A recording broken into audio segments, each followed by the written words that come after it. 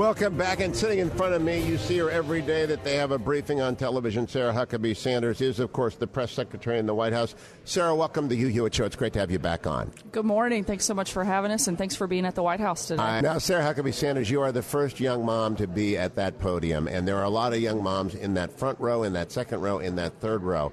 I wouldn't blame you if you inclined towards them, but aren't you amazed at how journalism has changed? Even from the time your dad ran for president, you ran that campaign, the number of young women who are in that room and in the front ranks of reporting is astonishing. Absolutely, and I don't think it's just in the journalism side, but even in the White House. I think just the workforce in general. You have a lot more working moms that are taking on a very active role, and they're not just doing part-time jobs, but they're full-time income earners for their family. I think that's a really big difference that has been factored into what President Trump has been focused on in a lot of the workforce development initiatives that he's done, and one of the big things that Ivanka Trump has taken on and has a very good understanding of what that means, how it impacts different families, and I think that's why he's elevated her to such an important role, because you have seen so many more women come out as working moms and be part of the workforce, and it's changed the entire dynamic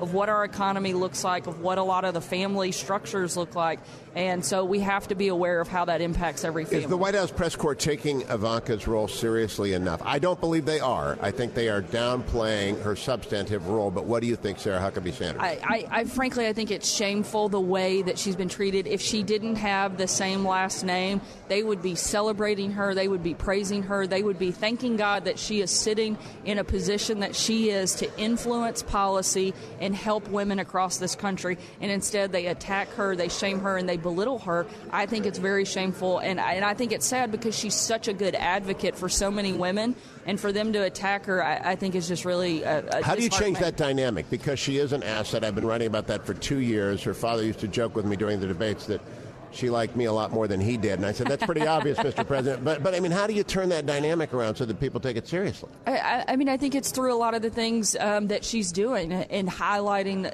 the actual work instead of the person. She's done a great job working with the World Bank through helping female entrepreneurs across the globe. They announced that initiative was fully operational as of this week. I think being able to talk about those things, being able to highlight actual policy successes is the best way to help show what she's doing and what a success story she has. All right, tax cuts, back to this. You've got some problems in the Senate. Senator Corker. By the way, do you talk to Senator Corker's press secretary and say, what is going on here? If World War III looms, why aren't we moving Richard Grenell through the Senate? Exactly. You know, sadly, Senator Corker hasn't called me, but if he'd like to visit, I'd be happy to talk to him and certainly see if we could get him back on board and do, frankly, what the people of Tennessee elected him to do. That's come here, help do things that protect our country, protect our citizens, and do a lot of the things that they campaigned on, whether it's repeal and replace, tax reform. Hopefully he'll get out of the name calling and get back to work here pretty soon. A couple of weeks ago, I was on Meet the Press. Mick Mulvaney was there, director of OMB, told Chuck Todd on and off air, the drama we see reported in the press has got nothing to do with what's going on in the White House. Do you agree with Mick Mulvaney as to the bizarre nature of the representation of the atmosphere in the White House? Look, I certainly agree with Director Mulvaney in the sense that regardless of whether or not the press is just enamored with who's up, who's down, who likes who this week, we're still really focused on actually getting things accomplished. As you know, this is a president who likes to see results. He hates to see things get lost in process, things get lost in conversation. He wants to lay out a framework, lay out a plan, and get to where those things are enacted. You see that constantly through the activity out of this White House. We're doing a number of things every single day. You know, I have reporters come up to me all the time. When are you guys going to slow down? For the sake of all of us, can you slow down?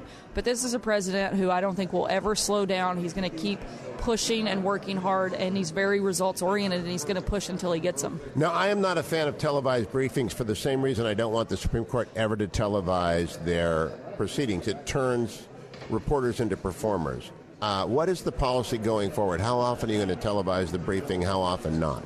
As of right now, we're televising all of the briefings, but we do those on days when the president doesn't have a major speech or he isn't himself taking questions. So you don't have one every single day because, again, he's very active and does a lot of public-facing events. And so it varies from week to week. But for now, we're going to keep them on air. But I agree with you. A lot of times you have I saw after doing quite a few of the briefings off camera the substantial difference that you have when they're on camera versus off camera.